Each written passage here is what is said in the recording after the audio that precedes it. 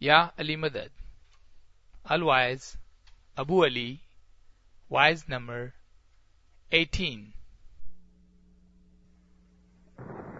6th of August 1993. Devised at downtown Jamaat Khana, Vancouver.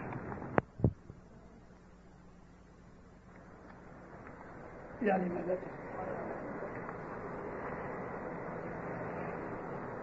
بھائی تم ویر جیوں میں دوں آسوں تونیوں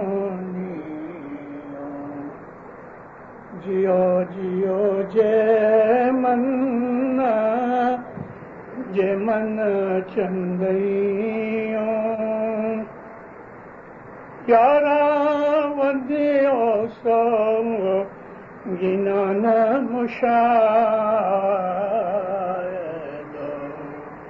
ویرا من جیو من مالا بھرات اگاہتا توڑے توڑا توڑ سوامی ارج جیو ارج تمہیں انتر جان. مولانا حضرت امام کو سلوات پڑھو. زندہ رہو. اللہم صلی اللہ محمد محمد الخیا. زندہ رہو. دنیا میں کوئی بھی مذہب ہو گیا، مذہب کی جو بنیاد ہے تو خدا کی ہستی کے اوپر ایمان اور یقین پر ہے. پھر اس مذہب کے اوپر عمل کرنے کے الگ الگ طریقے ہیں، اور عام جو مذہب ہیں وہ آسمان سے اترے، یعنی نبیوں پیغمبروں کی معرفت خدا تعالیٰ نے مذہب کو انسانوں کے لیے بہتری اور بھلائی کے لیے بھیجا. میں ان مذہبوں کو کہ جو دنیا کے اندر کوئی آدمی ایک مت کھڑی کرتا ہے، جیسے کہ کوئی کلٹ کھڑا کر دیتا ہے، کوئی گروپ کھڑا کر دیتا ہے اور اس کے اندر اپنے طریقے سے وہ لوگ کچھ بھی کرتے ہیں، ان مذہبوں کا میں ذکر نہیں کرتا، کیونکہ یہ آسمانی مذہب نہیں ہے. آسمانی مذہب وہ ہیں کہ جن کو کسی پیغمبر نے دنیا کے اندر خدا تعالیٰ کی مہربانی سے اور اس کی بھلی کرپا سے، رحمت سے لوگوں کی بھلائی اور عاقبت کے لیے بھیجے ہیں. ان مذہبوں کے اندر آج جو دنیا کے اندر موجود ہیں، یہ مذہب اسلام تو ہے ہی کہ جو ہم پالتے ہیں، یہ عیسائی لوگ ہیں، کرسچن لوگ، کرسچینٹی ہے، جوڈیزم ہے، بدھزم ہے، کیونکہ ہم بدھ نبی کو نبی کے طور پہ قبول کرتے ہیں. اسی طرح سے ہندوستان کے اندر بھی خدا تعالیٰ کے بہت سے پیغمبر اور دنیا کے اندر بھیجے ہوئے اوتار آئے جنہوں نے لوگوں کو خدا کی بھکتی اور حق پہ چلنے کے راستے بتائے. ان مذہبوں کا میں نے آپ کو عرض کی مقصد یہ ہے کہ جس نے ہمیں پیدا کیا ہے ہم اس کو بھولے نہیں، اس کے ہم شکر گزار بنے، اور چونکہ خدا تعالیٰ تمام انرجی کا اور تمام قسم کے کمفرٹ کا، تمام قسم کے سکھ کا، تمام قسم کی مشکلیں دور کرنے کے لیے خدا سے بڑا کوئی سورس نہیں. سب سے بڑی سورس جو ہے وہ خود خدا کی ذات ہے. اس لیے مذہب ہم کو دنیا کے اندر سکھ آرام دینے کے لیے اور بدیوں برائیوں سے، تکلیفوں، مشکلوں، مصیبتوں سے بچانے کے لیے آیا ہے. اب ہوا کیا کہ چونکہ شیطان بھی ساتھ ہے، کوئی لالچ میں پڑ گیا، کوئی ہوں پنی میں پڑ گیا، کوئی سوارتھ پرتی میں پڑ گیا، یعنی کوئی گریڈی ہو گیا تو کوئی سیلفش ہو گیا. تو دنیا کے اندر جب یہ باتیں بنتی ہیں تو انسان بھلائی کا راستہ چھوڑ کے برائیوں کی طرف چلے جاتا ہے. ظاہر میں وہ کسی مذہب کو پالتا ہے، لیکن حقیقت میں اس کی لائف کے اندر مذہب کا عمل نہیں. جیسے کہ آج ہم دیکھ رہے ہیں بہت سے لوگ ہیں مذہب کے اوپر لیکن مذہب پہ عمل نہیں کرتے. اگر کوئی عمل کرتا ہے تو اس کا عمل دل سے نہیں ہوتا. میں آپ کو ایک آج کی مثال نہیں دینا چاہتا, آپ خود سمجھ جانا, لیکن ایک ہسٹوریکل مثال دوں آپ کو. اسلام کے اندر, ہسٹری کے اندر رسول اللہ کی 23 برس کی نبوت کے درمیان پہلے 11-12 سال ذرا تھوڑے آرام سے گزرے, لیکن بعد میں بہت لڑائیاں ہوئیں, کیونکہ رسول اللہ کی ساری زندگی جو خصوصاً 23 برس کی نبوت کی زندگی تھی وہ دکھ اور لڑائیوں میں ہی گزری, مگر زیادہ لڑائیاں مدینہ ہجرت کرنے کے بعد ہوئیں.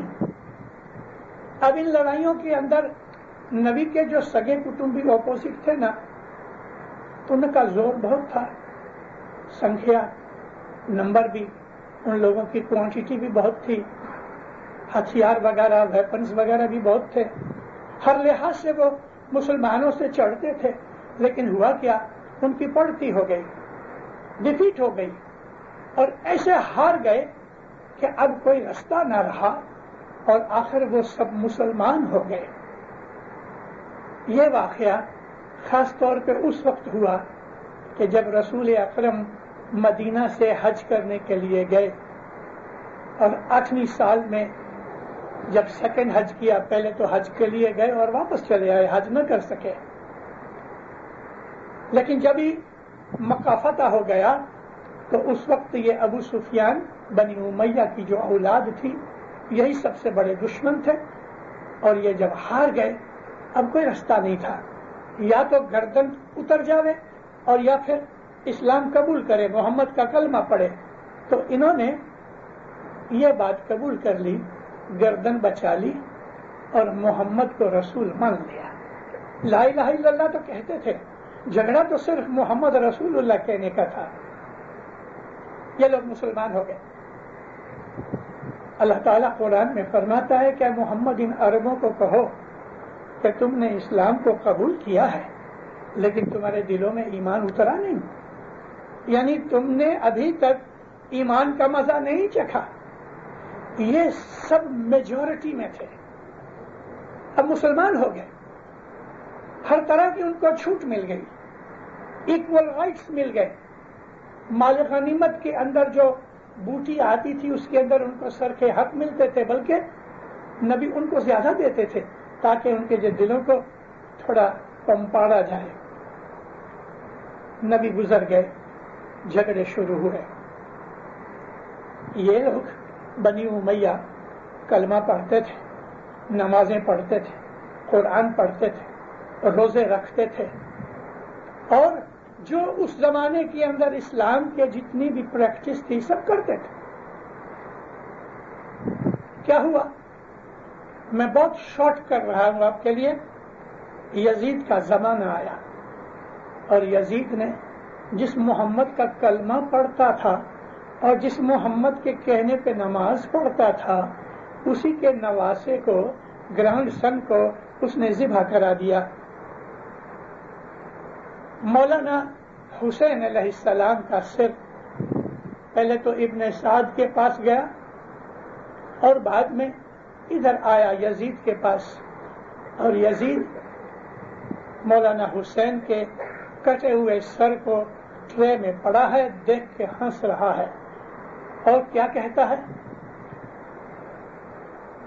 اپنے گناہ کی سزا ملی, استغفر اللہ. تھوڑی دیر کے بعد مؤذن نے اذان دی, اللہ اکبر, اٹھا اور جا کے نماز پڑھی, محمد کا کلمہ پڑھا اور محمد کے ہی بیٹے کو شہید کیا, اور کہتے کہ تم نے گناہ کیا, میرا سامنا کیا, اپنے انجام کو پہنچے. مسلمان تھا, نماز پڑھتا تھا, اور محمد کی آل کو مار ڈالا. حالانکہ قرآن میں لکھا ہے کہ تم محمد اور محمد کی اطرت کے اوپر عمل کرو, کہنے پر عمل چلو اور ان کا شکرانہ ادا کرو. خدا تعالیٰ نے قرآن میں محمد کی آل کے پیچھے چلنے کے لیے, فرمان برداری کے لیے, ان کی عزت کرنے کے لیے, محبت کرنے کے لیے कुरान में बहुत सी जगह इस बात के ख्यालात खुदा ताला ने जाहिर किए और हुक्म किए हुए हैं। बावजूद कुरान पढ़ने के, नमाज पढ़ने के, मोहम्मद का कलमा पढ़ने के, लेकिन मोहम्मद के घर को, उसके खानदान को बर्बाद करने के लिए कोई कसर नहीं छोड़ी। आज मोहम्मद की औलाद मौजूद है, यजीद की औलाद किधर नहीं मिलती। मोहम्मद की औलाद आज मौजूद है, लेकिन यजीद और मुआविया की औलाद किधर नहीं है। अंजाम आ जाते हैं। तो मेरी अर्ज ये थी कि किसी मजहब के ऊपर अमल करना और मजहब को फॉलो करना दो जुदी बातें हैं। मस्जिद में जाने से कोई आदमी मोमन नहीं बनता, जमात खाने के अंदर आ जाने से आदमी कोई मोमन नहीं बनता, जब तक कि उसके दिल के अंदर इस बात की इच्छा और ख्वाहिश न होवे। हजरत मौलाना इमाम सुल्तान मोहम्मद शाह दातार जामनगर के जमात खाने में बैठे हैं। जामनगर झगड़े का एक बड़ा घर था, एक जमाना था ऐसा। इमाम सुल्तान मोहम्मद शाह फरमाते हैं, अली के जमाने के अंदर एक मुआविया था, लेकिन आज बहुत से मुआविया हैं और कुछ लोग मुआविया जैसे यहां इस जमात खाने में बैठे हैं। मौला फरमाया इमाम हुसैन को यजीद ने कत्ल किया। एक यजीद था, आज सैकड़ों यजीद है, बहुत से यहां बैठे हैं, जमात खाने आए हैं, लेकिन मुआविया और यजीद की तरह। क्या बात है? ईमान नहीं उतरा। ईमान क्या चीज है दीनदारों? किसी चीज को कबूल कर लेना ये कोई ईमानदारी नहीं, जब तक के आदमी उसके दिल से कबूल न करे। आप किसी आदमी को जबरदस्ती मार तोड़ के कोई चीज बका डालो, वो भला हाँ कर देगा, लेकिन दिल से हाँ नहीं करता। जब तक के दिल किसी चीज के ऊपर मोहब्बत और यकीन नहीं रखता, तब तक ईमान नहीं आता। और ईमान नूर है, ईमान रोशनी है, ईमान एतकाद है, ईमान यकीन है, ईमान भरोसा है, और ईमान इंसान के लिए प्रोटेक्शन है। सिर्फ ईमान और किसी चीज के ऊपर भरोसा करना ये भी दो जुदी चीजें हैं। मैं आपको एक मिसाल दूं। हम लोग किसी रेस्टोरेंट में गए, खाना मंगाया, हमने खाया, पैसे दिए, बाहर चले आए। क्या खाना खाने से पहले हमको ऐसा शक हुआ कि ये खाने के अंदर जहर तो नहीं मिला हुआ, वो किचन वाले ने कुछ मिला तो नहीं दिया? हमने तो ऐसा ख्याल भी नहीं किया। हम भरोसे से गए, खाना खा के भरोसे से चले आए। ये भरोसा है, ईमान नहीं। ये भरोसा है, ईमान नहीं। ईमान तो ये है, रसूल अकरम वाज करते थे, उहद की लड़ाई आ रही थी, नबी ने फंड मांगा। उहद की सेकंड बड़ी लड़ाई थी, पहली बदर की हो गई। बदर की लड़ाई में काफर हार गए, बदला लेने के लिए वो दूसरे बरस उहद की लड़ाई उहद पे आए। रसूल अकरम ने तैयारियां की और लोगों से फंड मांगे। उसमें से एक आदमी उठा, कहता, या नबी, मेरे पास और कुछ नहीं है, मेरा एक बगीचा है जो मुझे मेरे बाप के वारसे में मिला है, और ये बगीचे के सिवा कुछ नहीं। ऐ खुदा के पैगंबर, आप मेरे ऊपर मेहरबानी करो। हाथ जोड़ के कहता, मेरा ये बगीचा कबूल कर लो, और इसकी जो भी आवक होए, यानी या बेच के या कुछ भी करके आप इसको लड़ाई के फंड में जोड़। ईमान, उसका खाना पीना उसमें से निकलता था, उसने कल की कोई परवाह नहीं की, और रसूल अकरम ने फंड मांगा तो हुजूर ने उस चीज को कबूल किया। ईमान इंसान के दिल के अंदर ऐसा यकीन पैदा करता है कि फिर उसमें कोई क्वेश्चन नहीं रहता। कच्छ के किसी आदमी की मेहमानी थी। इमाम सुल्तान मोहम्मद शाह दातार के जमाने के अंदर हमने जो मजे पाए हैं, आप में से जिन्होंने सुल्तान मोहम्मद शाह का वारा देखा है दीनदारों, आपको बहुत सी चीजें याद होंगी। अफ्रीका में साहब इतना नहीं आते थे, लेकिन हिंदुस्तान में हर बरस आते थे, 2-2 महीने ठहरे, हर रोज 30-40 मेहमानियां कबूल करे। हसनाबाद के सामने मैदान के अंदर जुदे जुदे पाठ पड़े होवे, फैमिलियां बैठी होवे, कुर्सी पड़ी होवे, इमाम हर फैमिली के अंदर जाके उसकी मेहमानी कबूल करे। तो कच्छ के किसी आदमी की मेहमानी थी, इतनी बड़ी पगड़ी सिर पर, छोटा सा मुंह, साथ में लकड़ी उसके सिर पे रखी, उसका नाम लेके खुदावंद कहते हैं क्या बात है, क्यों ऐसे दुबले पतले और पीले पड़ गए हो? हाथ बांध के कहते हैं मौला मुझे चक्री की बीमारी है, यानी एपिलेप्सी है। बस देखो अदब कैसा होता है, निगाहें नीची हैं, सर झुका हुआ है, हाथ जोड़ के कहते हैं मौला मुझे चक्री की बीमारी है, देखो तुम कैस्टर ऑयल पियो, भले खुदा, बस भले खुदाबंद। मौला जब ही चले गए तो बच्चे वगैरह सब जो फैमिली इकट्ठी हुई तो उनको कहता है, पूछते हैं बाबा मौला के चाहिए कैस्टर ऑयल पियो, हमें पूछा ना किया कि केटलो पीनो ने कड़े पीनो है, चुप रहे, ये धनी के खबर में। मौला को तो पता है ना, उसने न कोई कुछ कहा सुबह पियो शाम पियो, कितना पियो, थोड़ा पियो ज्यादा पियो, उसने ये कहा कैस्टर ऑयल पियो। बस बाजार जाके कैस्टर ऑयल की छोटी बोतल खीसे में रखे, घंटे 2 घंटे 3 घंटे जरा सा मौला का ख्याल आवे और बोतल में से थोड़ा आधी चमची 1 चमची 2 चमची जितना थोड़ा पी लेंगे।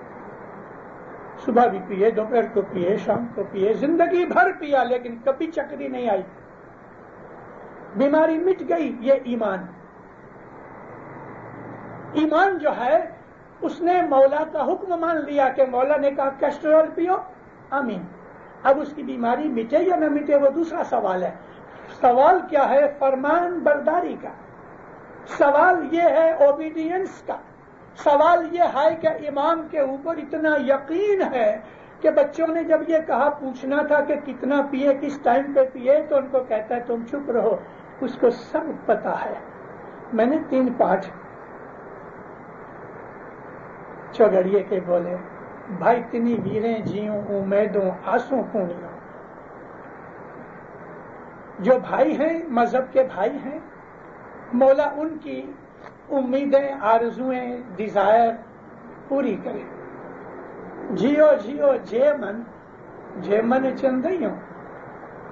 अब ऊपर की जो कड़ी है वो नीचे के साथ कनेक्टेड है कि उन्हीं भाई तिनी वीरें जी।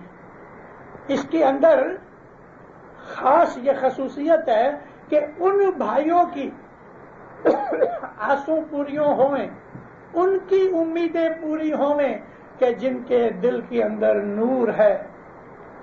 चंदइयों कहते हैं चांद की रोशनी को। यहाँ मिसाल है इबादत में जिसको दीदार मिला हो है।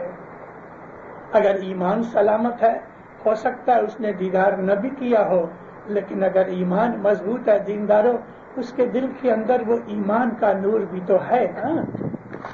भाई तिनी वीरें जियो मैदों आंसू पुणियों।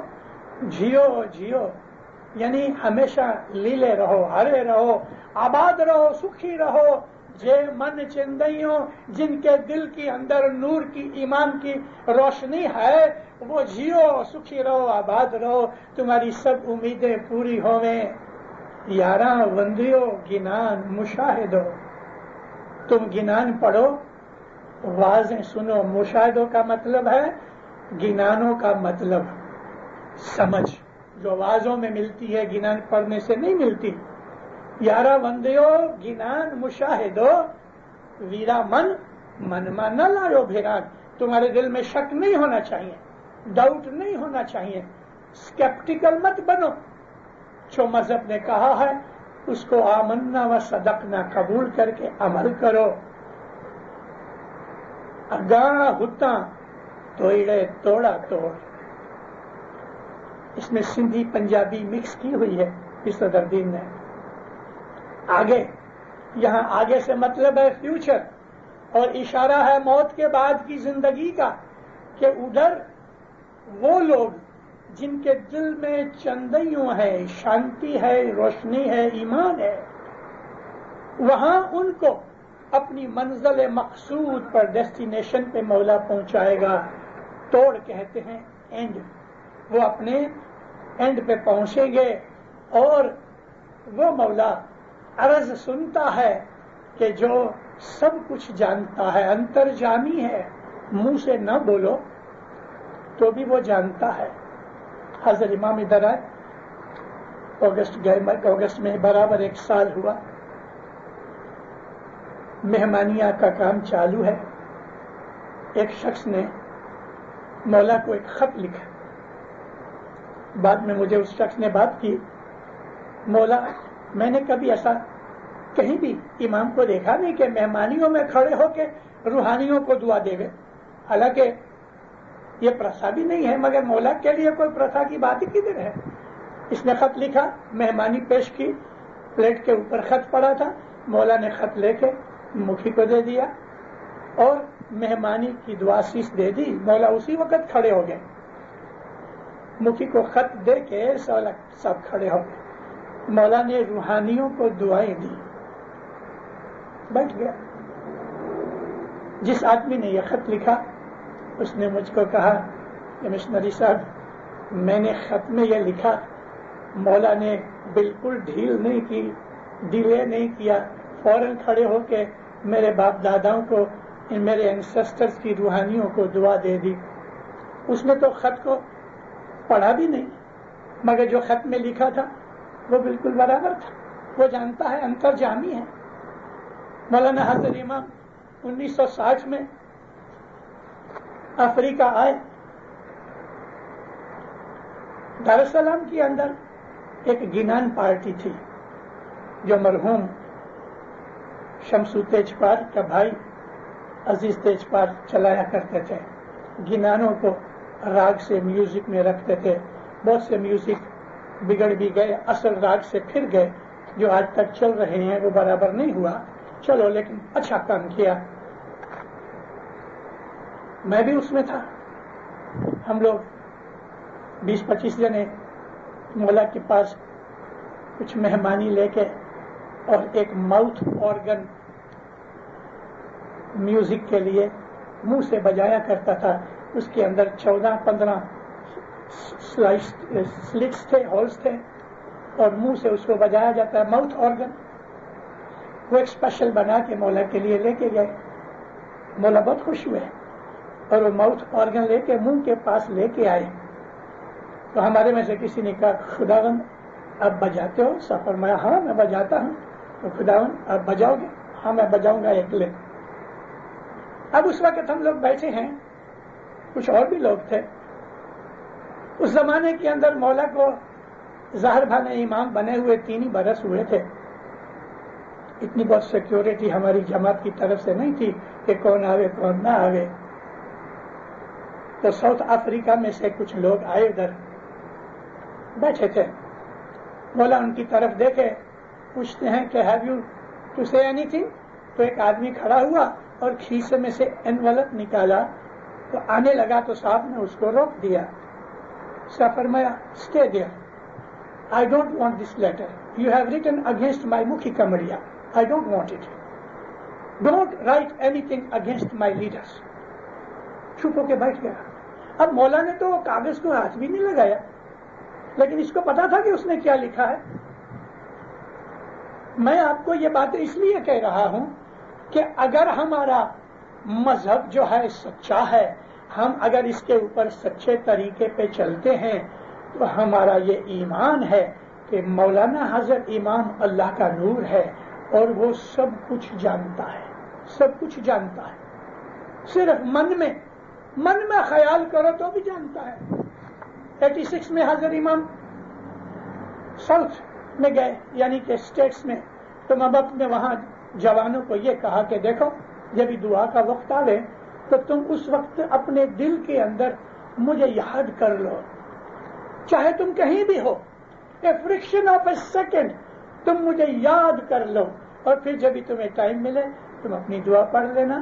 مولا فرمایا تم مجھے یاد کرو گے, میں تمہیں یاد کروں گا. قرآن پاک میں بھی یہی ہے. تو ہمارا ایمان یہ ہے, حضرت امام سچا ہے. وہ سب کچھ جانتا ہے. تو جب وہ سب کچھ جانتا ہے تو پھر ہم لوگوں کو کاہے کو یہ بات دکھانا چاہتے ہیں؟ کیا ہے میرا مقصد؟ یہ ہے، میں آپ کو ایک مثال دینا چاہتا ہوں، ایگزامپل دیتا ہوں. ہماری جماعت خانے کی بہت سی ریت رسم رواج میں ایک رواج یہ ہے کہ مکھی کمڑیا یا مکھیانی کمڑیانی ان کے سامنے لائن کھڑی ہو جاتی ہے. ہم دعا کرانے جاتے ہیں، دعا کرانے جاتے ہیں، دعا کراتے ہیں، پھر کھیسے میں ہاتھ ڈالتے ہیں اور کھیسے میں سے جو پیسے ہوتے ہیں ان میں سلیکٹ کرتے ہیں کہ اس میں وہ ٹکی ہے کہ کوارٹر ہے کہ یہ ہے. سلیکشن میں 5-7 سیکنڈ نکلتے ہیں. پھر ہم مکھی کو یہ دیتے ہیں مہمانی کے. اب پھر کھیسے میں ہاتھ ڈالا، یہ مشکل آسان کے، پھر کھیسے میں ہاتھ ڈالا، یعنی ہم 4-5 دفعہ کھیسے میں ہاتھ ڈالتے ہیں. اور مکھی کمڑیا صاحب ہر وقت ہمیں دعا دیتے ہیں. میرا کہنا یہ ہے کہ کیا یہ لازم ہے کہ ہم ہر وقت کھیسے میں ہاتھ ڈال کے جدی جدی چیزیں دے رہے ہیں؟ یہ مشکل آسان کے، یہ مہمانی کے، یہ نذرانہ کے، یہ دعا کے، یہ فلانے ضروری ہے؟ میری عادت چھوٹپن سے رہی، مجھے یہ سکھایا گیا کہ امام کو سب کچھ معلوم ہے، وہ سب کچھ جانتا ہے. اپنے گھر سے جو جو چیز رقم آپ کو دینی ہے آپ اپنے گھر سے نکی کرو. میں خالی آپ کو دلیل کے طور پہ کہتا ہوں کہ بھئی 10 سینٹس ہیں، یہ مشکل آسان کے لیے، 15 سینٹ مہمانی کے لیے، 20 سینٹ دعا کے لیے، 5-10 سینٹ کوئی اور مراد کے لیے اکٹھے کرو. اور منہ سے کہنے کی ضرورت نہیں کہ یہ مشکل آسان کے، یہ فلانی کے، یہ جگری کے.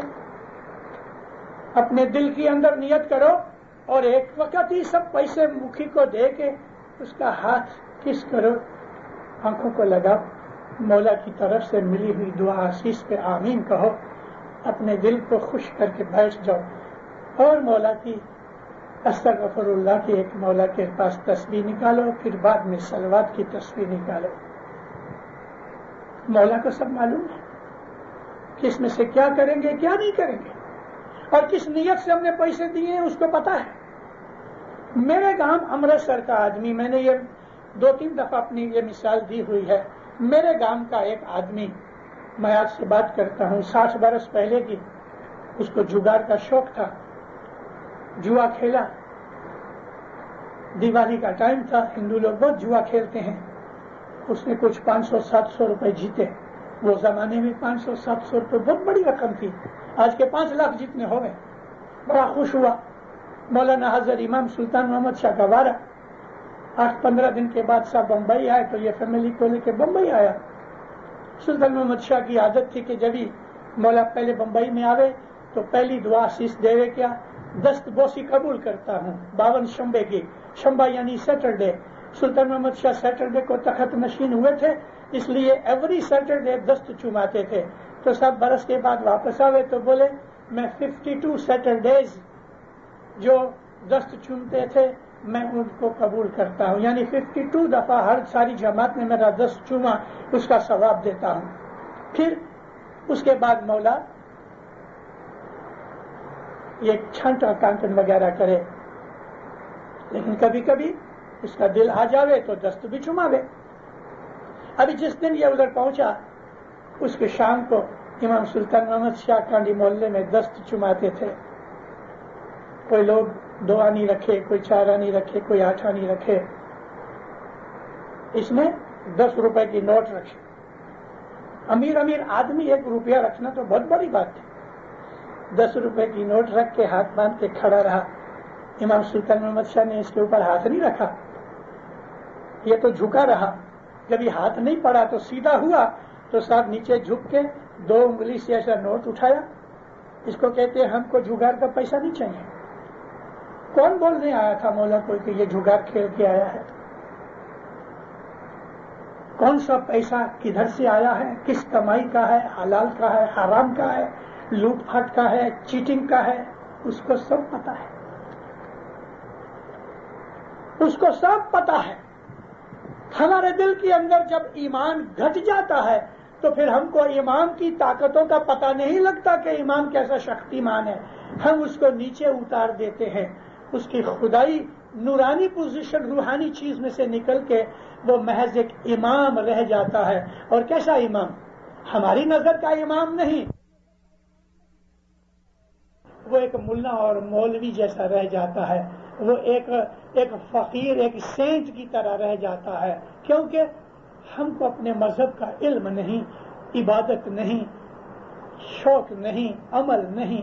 اس لیے ہم اپنے مذہب کا جو ایسنس ہے، کرنل نہیں چکھتے امام کی پوزیشن کو، کہ وہ امام کے جو اللہ کا مظہر ہے اور خدا تعالی محض نور ہے، خدا کی کوئی باڈی نہیں.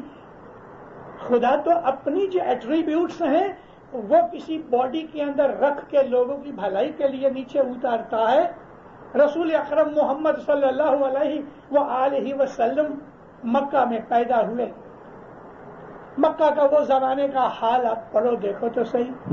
نبی کریم غربت میں پیدا ہوئے، بہت مالدار نہیں تھے، لیکن اللہ نے نبی کو اپنے ایٹریبیوٹس دیے. خدا تعالی نے پہلا تو یہ کہا کہ یہ رحمت للعالمین ہے. خدا کی جو رحمت ہے اس کو خدا نے پرسونیفائی کیا. خدا تعالی نے اپنی رحمت کو محمد کی شکل بنایا اور کہہ دیا کہ تمام یونیورسز کا یہ رحمت ہے. یعنی اس کی رحمت سارے دنیا کے اندر نہیں، تمام سرشٹی میں نہیں. رسول اکرم فرمایا 18,000 عالمین ہیں اور خدا تعالی رب العالمین ہے، تو یہ رحمت للعالمین ہے. خدا نے اپنے ایٹریبیوٹ محمد میں ڈالا. اور اسی طرح سے خدا تعالی نے اپنی جو علی کا جو ایٹریبیوٹ ہے، خدا علی بھی تو ہے نا، علی کا ایٹریبیوٹ اس نے مولا علی میں ڈالا. اور یہ سارے ایٹریبیوٹس ہمارے اماموں میں ہیں. تو خدا تعالیٰ رؤوف رحیم ہے. دو اس کے اور ایٹریبیوٹس ہیں جو رسول اللہ کے لیے دیے.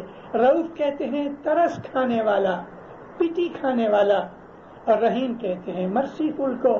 رسول اللہ کے لیے یہ دو لقب قرآن میں بھی ہے کہ اللہ تعالیٰ نے محمد کو رؤوف رحیم کہا، جو صرف خدا ہی رؤوف رحیم ہے. محمد کو خدا نے اپنے ایٹریبیوٹس دیے. ہمارے امام کے اندر بھی خدا تعالیٰ کے ایٹریبیوٹس ہیں. اس لیے امام کو اس امام کی حالت اور درجے میں سمجھ کے جب ہم عبادت کرتے، مذہب کے اوپر عمل کرتے ہیں، تو دینداروں ہمارے دل کے اندر ایک نور کی خوشی پیدا ہوتی ہے. جب بھی ہم دعا کرانے جاؤ، لوگ لائن میں کھڑے کھڑے باتیں کرتے ہیں، جوک کرتے ہیں، چلو ٹھیک ہے یا علی مدد کرو، کوئی بات نہیں. لیکن دعا کی لائن میں کھڑے ہو، اپنے دل میں یہی نیت کرو، یا مولا میری مشکل آسان کر، یا مولا میرے پہ رحم کر، یہ تکلیف دور کر دے، یا مولا ایمان زیادہ کر. جو کچھ بھی مانگنا ہے اس لائن میں کھڑے کھڑے اپنی نیت کرتے رہو کہ میں کس کس نیت کے کیا کتنی رقم دوں مشکل آسان کی. آؤ خوشی سے، کیونکہ یہ مشکل آسان کا تو گھر ہے مشکل آسان کرنے کے لیے. اس مشکل آسان کی میں آپ کو بات کیا کروں. آپ میں سے بہت سے بزرگ لوگ بیٹھے ہیں. پہلے زمانے میں کیا ہوتا تھا کہ جماعت کھڑی ہوتی تھی، تسبیح ایک نکل جاتی تھی، پھر تسبیح نکالی جاتی تھی مشکل آسان کی، تو لوگ دوڑ دوڑ کے پیسے رکھتے تھے. وہ پرتھا بند کرائی گئی کیونکہ ڈسٹربنس ہوتا ہے. اپنے من میں نیت کرو، چپ چاپ دے دو. مکھی کو کہنے کی ضرورت بھی نہیں کہ یہ مشکل آسان کے پیسے ہیں، یہ مہمانی کے ہیں. مٹھی باندھ کے جو کچھ بھی دینا ہے اپنی نیت سے دو. اور پھر کیا ہوتا ہے، ہم یہ ایکسپیکٹ کرتے ہیں کہ مخی صاحب ہم کو 1 مائل لمبی دعا دے دیں کہ اس کے اندر کوئی چیز باقی نہ رہ گئے. اور کبھی ایک آدھ دعا گھٹ جاتی ہے تو کئی لوگ منہ بناتے ہیں. اللہ میرا، میں آپ کو کیا کہوں، امام سلطان محمد شاہ داتار نے ایک تعلیقہ بھیجا، میرے پاس اس کی کاپی ہے، پبلک تعلیقہ تھا. مولا فرمایا بعض لوگ مجھے گھڑی گھڑی خط لکھتے ہیں، فروٹ بھیجتے ہیں، کوئی پریزنٹس بھیجتے ہیں، اس لیے کہ میں ان کو خانہ ودان دوں. گھڑی گھڑی خانہ ودان کی अभिलाषा करने से उस आदमी की जो आदत है वो बराबर नहीं। सच्चे मोमिन के लिए जिंदगी में एक ही खाना वदान मिले तो बस है। अब वो घड़ी घड़ी खाना वदान क्यों लेते थे? उनके मन की बात सिर्फ मौला जानता है।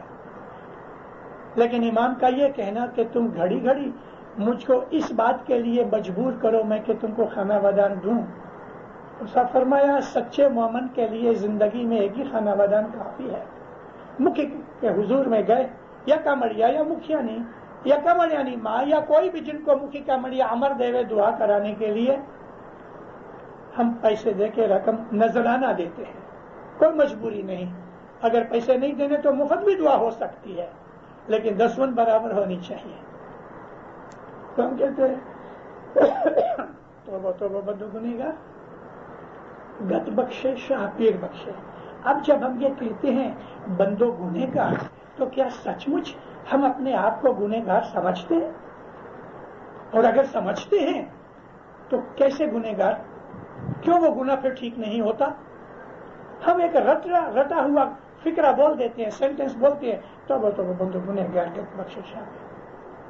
अगर हकीकत में ये कहता हूं कि मैं गुनेगार हूं, तो मेरे गुनाह मुझे जानने चाहिए, मुझे पता होना चाहिए कि मेरे गुनाह क्या है। और फिर जो आदमी अपने गुनाहों को जानता है, जब वो मुआफी मांगता है तो सच्चे दिल से मुआफी मांगता है। मौला बख्शता है, गत के तुफैल से बख्श देता है। मुखी साहब क्या कहते हैं? अली अल्लाह हाथ दे के कहते हैं, अली अल्लाह नियत मुराद मौला कबूल करे। जैसी तेरी नियत है, जिस नियत से जो जो कुछ भी तूने दिया है, मौला तेरी नियत की मुराद को कबूल करे, ईमान सलामत रखे, हकीकती समझ दे, और मौला दीदार नसीब करे। 4-5 दुआओं में सारी जिंदगी की सब चीजें आ गई। पहली चीज तो यह है कि जैसी हमने मुराद मांगी, मौला वो हर मुराद आपकी कबूल करे। इसमें सब कुछ आ गया, लेकिन फिर भी दुआ मिलती है, नियत मुराद कबूल करे, नेक उम्मीद पूरी करे, ईमान की सलामती देवे, दीदार नसीब करे। हर वक्त 2-2, 4-4 दफा दुआएं करा के इन्हीं चीजों को रिपीट करवाना, उसमें कोई जरूरी नहीं। एक ही वक्त दे देने से ठीक है। छोटी छोटी जो जमातें होती हैं 100, 200, 400 आदमी की चले, लेकिन जहां बड़ी बड़ी जमातें, आप उधर जाओ, खरादर के अंदर, खरादर अभी मौला ने उसको उधर से दरखाना निकाल के बगीचे ले गए, 15,000 आदमी आता है। तो ये 10-15 हजार आदमी अगर हर आदमी इस तरह से करे जैसे आज हम करते हैं, तो मुखी कामड़िया शाम को आवे, सुबह घर जावे। अपनी बात मौला के हुजूर तक कहो, मन में उसके साथ बातें करो, अपनी नेक उम्मीदों की तस्बीह निकालो। मैं बहुत दफा जमातों में कहता भी हूं कि खुद भी तस्बीह निकालो, जमात को आपकी मुश्किलों के लिए मजबूर ना करो। मुश्किल मेरी आ गई, ठीक है, किसी वक्त जमात के पास जाना चाहिए, हद से ज्यादा तकलीफ आ गई। 18-20 बरस का लड़का एक्सीडेंट में फंस गया है, डॉक्टर कहता है पता नहीं, आशा नहीं है बचने की। ऐसे समय मुखी कमड़िया के पास आके कहो जमात मेरे लिए सताड़ा डाले, तो उसका सताड़ा ले लो, क्योंकि ऐसी आफत बना, जवान लड़का है, बीवी है, बच्चे हैं, और एक 80 वर्ष का बूढ़ा है, खतरे में पड़ा है, आखिरी दम आ गया। घर के लोग भागते हैं, मुखी साहब सताड़ा डालो। अरे भाई इसको छोड़ दो, अभी इसके लिए क्या सताड़ा डालते हो? मुश्किल शांत की तस्बीह निकालो, उसकी आकबत की भलाई के लिए तस्बीह निकालो, मौला की मेहमानी दो। तो मेरा कहने का मकसद ये है कि अपने मजहब की चीजों को समझना चाहिए, और इन चीजों को समझ के जब हम अमल करते हैं दीनदारों, तो मौलाना हज़रत इमाम राजी होता है, हमारी नेक उम्मीदें पूरी होती हैं। इमाम हमारे दिलों की बातों को जानने वाला अंतर्जामी है। सुखी आबाद रहो, नेक उम्मीदें मौला आपकी पूरी करे। ایمان کی سلامتی دے، حقیقتی سمجھ دے، مولا اپنے گھر کی شناخت دے، معرفت دے، دشمن سکریت میں پورا رکھے، فرمان بردار مومن بناوے، دن دنیا کی مشکل تکلیفیں دور کرے، نیک امیدیں پوری کرے، سحر و باطن دیدار نصیب کرے۔ ہے زندہ